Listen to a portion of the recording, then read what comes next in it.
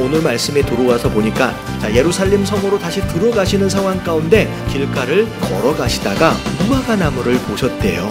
근데 예수님이 열매가 없다라고 하는 것으로 말미암아 이 나무를 저주하십니다.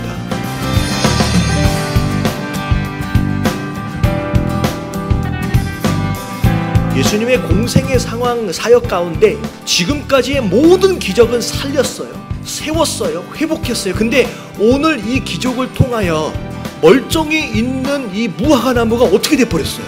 말라 죽어버리는, 파괴되어져 버린 기적이 일어났다는 거예요. 근데 이 기적을 통하여 하나님께서 뭘 말씀하고 계시냐면 이 복음이라고 하는 것도 양면이 있다는 거예요. 자, 이 양면성이 뭐냐면 항상 축복, 항상 생명이 아니라 어느 반대쪽에는 저주가 있고 멸망이 있다는 거예요.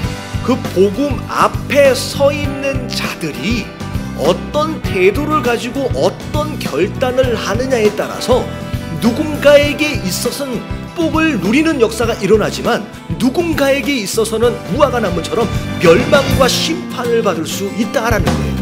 자, 이 말씀을 통하여 우리가 질문을 던질 수 있을 것 같아요. 왜 오늘 이 무화과 나무가 저주를 받았을까? 자, 첫 번째 원인은 뭐냐면 무화과 나무가 불순종했어요. 근데 그럼 왜 무화과 나무에 왜 열매가 없었어요?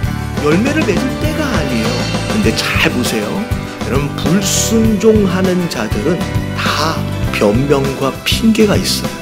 이래서 순종하지 못하고 저래서 순종하지 못하고. 근데 그런 핑계와 이 변명에 대하여 예수님이 받으셨느냐? 아니에요. 여러분, 이런 핑계와 변명으로 스스로를 정당화하려고 애쓰지 마세요. 이건 통하는 게 아니에요. 여러분, 진짜 순종은 여러분 부르시는 그때 즉시 순종할 줄 아는 것이 진짜 순종인 줄로 믿습니다.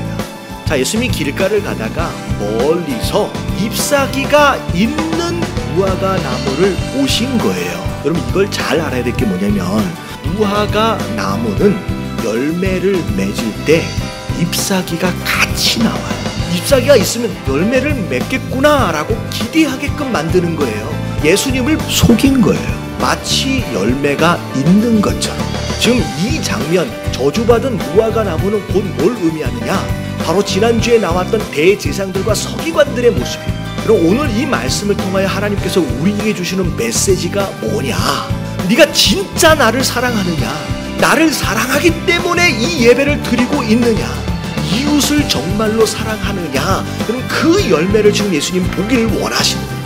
여러분, 이 위선과 외식을 버리고 여러분, 우리의 예배가 여러분, 열매가 있는 예배로서 누구에게 여러분, 하나님께 마음에 합한 자로서 그런 자로서 예배자 되어지시길 주님의 이름으로 축원합니다.